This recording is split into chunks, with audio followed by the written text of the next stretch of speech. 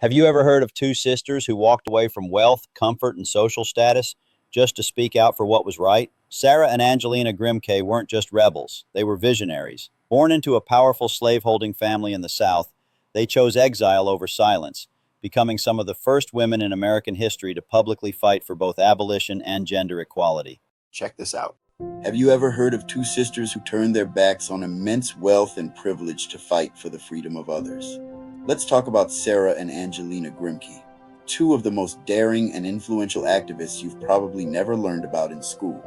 Born into a powerful slave-owning family in Charleston, South Carolina, the Grimké sisters lived a life of luxury. But from a young age, they couldn't ignore the brutality they witnessed every day.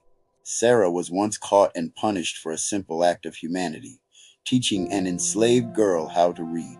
These experiences planted seeds of rebellion that would change the course of American history. Unwilling to be part of a system they despised, both sisters made the radical decision to leave everything behind. First Sarah, then Angelina, moved to Philadelphia and converted to Quakerism, a faith that opposed slavery. This move made them outcasts in their own family and community, but it was just the beginning of their journey. In the North, they found their voice. The sisters became leading figures in the abolitionist movement. Doing something truly scandalous for the time, they spoke publicly against slavery to audiences of both men and women. In the 1830s, this was unheard of. Their personal stories, coming from former slaveholders, were incredibly powerful. A letter Angelina wrote to the famous abolitionist William Lloyd Garrison was published in his newspaper, The Liberator, catapulting her to fame. She then wrote a groundbreaking pamphlet, Appeal to the Christian Women of the South, urging them to use their influence to end slavery. Sarah followed with her own powerful writings. Their speaking tour across the Northeast electrified audiences. Imagine this. In 1838, Angelina became the first woman in American history to address a state legislature, speaking before a committee in Massachusetts. While she spoke inside, an angry mob gathered outside, protesting the abolitionist meeting. They were so enraged by the idea of women and black people demanding rights that they eventually burned the entire building, Pennsylvania Hall, to the ground. Yet, Angelina didn't back down. But their activism created a new problem. Religious and political leaders attacked them, not just for their message, but for being women who dared to speak in public. They were told it was unwomanly.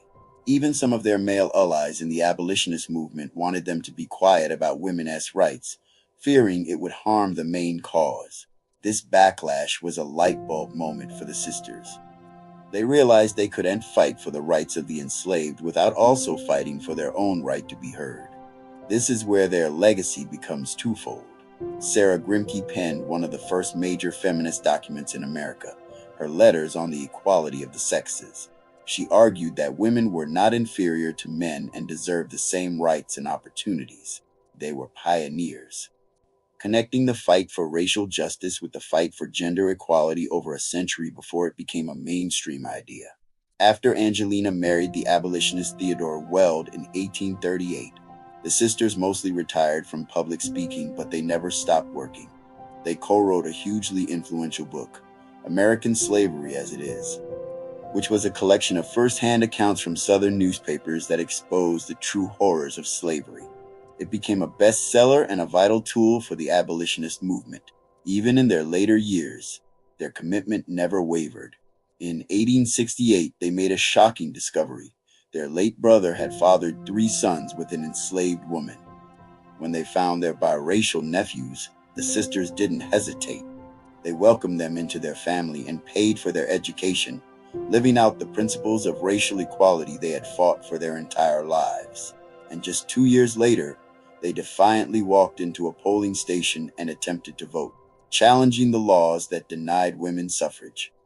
The Grimké sisters were revolutionaries. They sacrificed family, fortune, and safety to speak truth to power.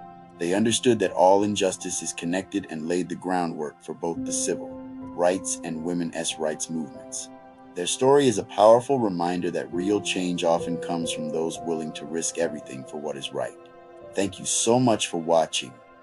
If you found this story as inspiring as I do, please hit that like button. subscribe for more hidden histories. And let me know in the comments what you think about the Grimke sisters' incredible legacy. See you next time.